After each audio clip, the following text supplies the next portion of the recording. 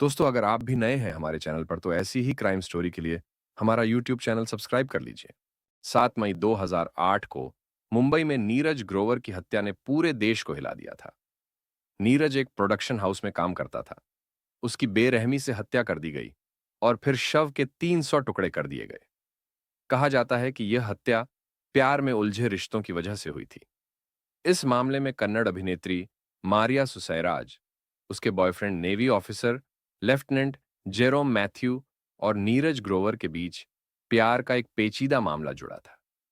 लेकिन बड़ा सवाल यह था कि नीरज की हत्या किसने की और उसके शव के साथ इतनी निर्दयता क्यों बरती गई। मारिया सुसैराज केरल के कोची की रहने वाली थी। उसे बचपन से ही गाने और डांस का शौक था। उसने कुछ साउथ इंडियन फिल्मों में छोटे मोटे रोल भी किए थे। कोची में ही उसे नेवी ऑफिसर जेरोम मैथ्यू से प्यार हो गया। जेरोम और मारिया बचपन के दोस्त थे। उन्होंने स्कूल और कॉलेज की पढ़ाई भी साथ में की थी। दोनों ने तय कर लिया था कि वे जल्द ही शादी करेंगे। मारिया एक्टिंग में बड़ा नाम कमाना चाहती थी। उसे लगा कि हिंदी टीवी सीरियल्स और बॉलीवुड फिल्मों में ज्यादा शोहरत और पैसा मिल सकता है। इसलिए वह 2007 में मुंबई आ गई। मुंबई आने के बाद उसे कई मुश्किलों का सामना करना पड़ा। सबसे बड़ी परेशानी यह थी कि उसकी हिंदी अच्छी नहीं थी, जबकि हिंदी फिल्म और टीवी इंडस्ट्री में काम करने के लिए भाषा पर अच्छी पकड़ जरूरी थी। वह प्रोडक्शन हाउस के चक्कर लगा रही थी और स्ट्रगल कर रही थी। इसी दौरान जब वह एक ऑडिशन देने गई, तो उसकी पहली मुलाकात नीरज ग्रोवर से हुई। नीरज ग्रोवर कानपुर के एक साधारण परिवार से थे। 25 साल के नीरज से उनके परिवार को बड़ी उम्मीदें थीं। उनके पिता अमरनाथ ग्रोवर एक छोटे व्यापारी थे, लेकिन परिवार को भरोसा था कि नीरज एक दिन उनका नाम रोशन करेगा, और वह सही दिशा में बढ़ भी रहा था। साल 2008 में स्टार प्लस पर शाहरुख खान का शो क्या आप पांचवी पास से तेज हैं आता था, और नीरज उसकी प्रोडक्शन टीम का हिस्सा थे। एक दिन जब वह एक टीवी सीरियल के लिए ऑडिशन ले रहे थे, तो मारिया सुसायराज भी ऑडिशन देने पहुंची। नीरज ने मारिया से हिंदी में कुछ सवाल पूछे, लेकिन वह सही से जवाब नहीं दे पाई, क्योंकि उसकी हिंदी कमजोर थी। नीरज ने कहा कि उन्हें हिंदी बोलने वाले कलाकारों की जरूरत है, और अगर उसके लायक कोई काम होगा तो उसे जरूर बताया जाएगा। इतना कहकर नीरज वहां से चला गया। इसके बाद मारिया ने नीरज के ऑफिस के एक शख्स से उसका नंबर ले लिया। कुछ दिनों बाद उसने नीरज को फोन किया और पहली मुलाकात की याद दिलाई। नीरज ने उसे पहचान लिया। फिर दोनों में बातचीत होने लगी। धीरे धीरे उनकी बातें बढ़ती गईं और वे मिलने भी लगे। कुछ समय बाद मारिया कुछ दिनों के लिए नीरज के अपार्टमेंट में भी रही। मारिया ने अपने कोची के बॉयफ्रेंड जेरोम मैथ्यू को नीरज ग्रोवर के बारे में बताया। उसने कहा कि नीरज मुंबई में उसे काम दिलाने में मदद कर रहा है। साथ ही मारिया ने यह भी कहा कि नीरज को उस पर क्रश है, लेकिन ऐसा कुछ नहीं है। जेरोम स्वभाव से बहुत शक्की था। उसे मारिया और नीरज की दोस्ती पर बिल्कुल भरोसा नहीं था। उसे लगने लगा कि मारिया उसे धोखा दे रही है, लेकिन वह खुलकर कुछ कह भी नहीं पा रहा था। 6 मई 2008 को मारिया ने मुंबई के मलाड इलाके में एक नया फ्लैट लिया। शिफ्टिंग के लिए उसने नीरज से मदद मांगी, और नीरज उसकी मदद के लिए तैयार हो गया। रात करीब 10 बजे वह मलाड के फ्लैट पर पहुंचा और सामान जमाने में मदद करने लगा। इसी दौरान मारिया के फोन पर कोची से जेरोम का कॉल आया।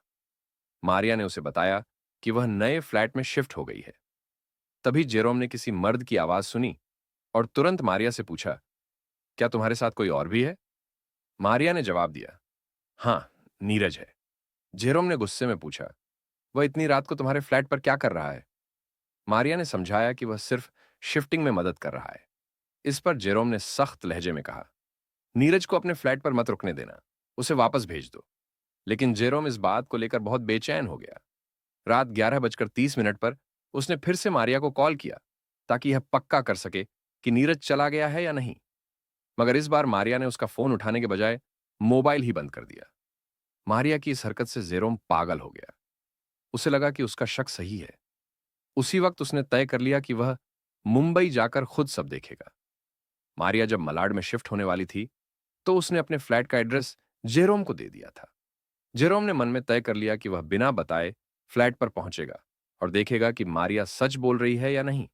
उसने कोची से मुंबई जाने वाली फ्लाइट की जानकारी ली और पाया कि 7 मई की सुबह 3 बजे की फ्लाइट से वह मुंबई पहुंच सकता है। उसने वही फ्लाइट पकड़ी और सुबह 7:30 पर मुंबई पहुंच गया।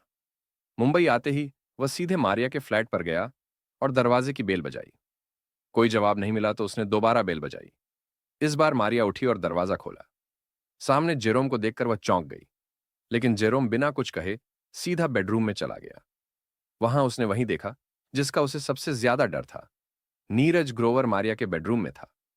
अपनी गर्लफ्रेंड के कमरे में नीरज को देखकर जेरोम का गुस्सा फूट पड़ा। दोनों के बीच बहस शुरू हो गई, जो धीरे धीरे हाथापाई में बदल गई। गुस्से से बेकाबू जेरोम किचन में गया, वहां से चाकू उठाया और नीरज पर हमला कर दिया। मारिया ने बीच बचाव करने की कोशिश की, लेकिन जेरोम ने उसे धमकी दी कि अगर वह बीच में आई तो उसे भी मार देगा। जेरोम ने नीरज पर कई वार किए, जिससे उसकी मौके पर ही मौत हो गई। हत्या के बाद मारिया और जेरोम ने उसी फ्लैट में शारीरिक संबंध बनाए, लेकिन अब उनके सामने एक बड़ी समस्या थी। नीरज की लाश का क्या किया जाए? उन्हें डर था कि अगर वे लाश को बाहर ले जाने की कोशिश करेंगे तो पकड़े जा सकते हैं। इसलिए उन्होंने ऐसा तरीका निकालने की सोची जिससे लाश को बाहर ले जाने पर भी किसी को शक न हो। मारिया ने अपने एक दोस्त को कॉल किया और झूठ बोलकर उसकी कार ले ली। फिर सुबह 11 बजे के आसपास वह और जेरोम कार से मलाड के एक मॉल गए। वहां से उन्होंने 3 बड़े बैग, चाकू, एयर फ्रेशनर, पर्दे और चादर खरीदी। मॉल के बाहर एक रेस्टोरेंट में खाना खाने के बाद वे दोपहर 3 बजे फ्लैट पर लौट आए। फ्लैट पहुंचने के बाद उन्होंने नीरज की लाश को रसोई में ले जाकर छोटे छोटे टुकड़ों में काटना शुरू किया। धीरे धीरे उन्होंने लाश के 100 से ज्यादा टुकड़े कर दिए और फिर उन्हें खरीदे हुए बैग्स में भर दिया। इसके बाद वे बैग्स को दोस्त की कार में रखने लगे, लेकिन मारिया की बिल्डिंग के सिक्योरिटी गार्ड ने देख लिया कि वह जेरोम के साथ बैग्स कार में रख रही थी। उसने दोनों को बिल्डिंग से बाहर जाते हुए भी देखा। रास्ते में मारिया और जेरोम ने पेट्रोल की एक बोतल खरीदी और शाम 7 बजे पालघर जिले के मनोहर की तरफ निकल गए। वहां पहुंचकर उन्होंने जंगल के पास कार रोकी और बैग्स को बाहर निकाला। बैग्स पर पेट्रोल छिड़क कर आग लगा दी और तब तक रुके रहे जब तक लाश पूरी तरह जल नहीं गई। इसके बाद वे वापस मुंबई लौट आए और रात 10:30 पर मलाड के फ्लैट पर पहुंच गए। फ्लैट पर लौटने के बाद उन्होंने उन सभी सबूतों को मिटाना शुरू किया जो उन्हें पुलिस के शक के दायरे में ला सकते थे। दीवार, फर्नीचर और खिड़कियों के पर्दे नीरज के खून से सने हुए थे। उन्होंने दीवार पर पेंट कर दिया, फर्नीचर बदल दिया और नए पर्दे लगा दिए। जेरोम उसी रात फ्लैट में रुका और अगले दिन 8 मई को दोपहर 12:30 पर मुंबई से कोची की फ्लाइट लेकर वापस चला गया। नीरज ग्रोवर जब 7, 8 और 9 मई को अपने ऑफिस नहीं पहुंचा तो उसके दोस्तों को चिंता होने लगी। उन्होंने उसे कई बार फोन किया, लेकिन उसका मोबाइल स्विच ऑफ था। फिर उन्होंने मारिया को कॉल किया। मारिया ने फोन उठाया और बताया कि नीरज 6 मई की रात उसके फ्लैट से अपने घर चला गया था और उसके बाद से उनकी कोई बात नहीं हुई। नीरज के दोस्तों ने उसे हर जगह ढूंढने की कोशिश की, लेकिन उसका कोई सुराग नहीं मिला। इसके बाद उन्होंने नीरज के माता पिता को भी उसकी गुमशुदगी की जानकारी दी।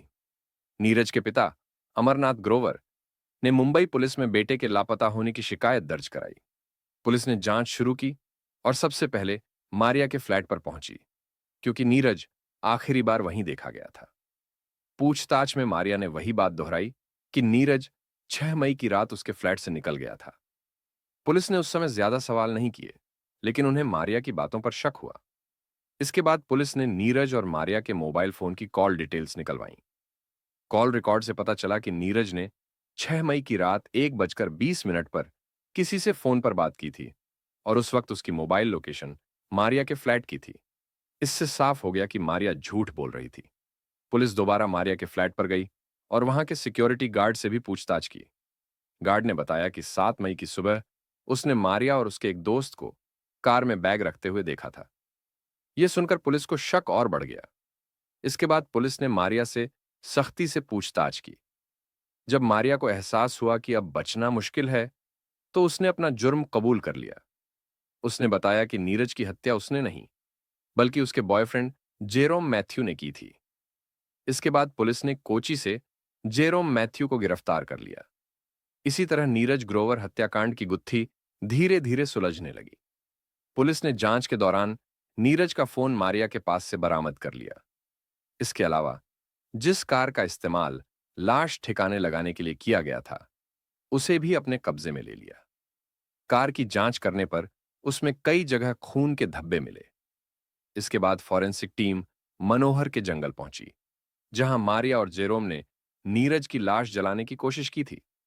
जांच के दौरान वहां से इंसानी दांत और कुछ हड्डियां मिलीं। इन अवशेषों और कार में मिले खून के धब्बों का नीरज के परिवार से डीएनए मिलान कराया गया, जिससे पुष्टि हो गई कि ये नीरज के ही थे।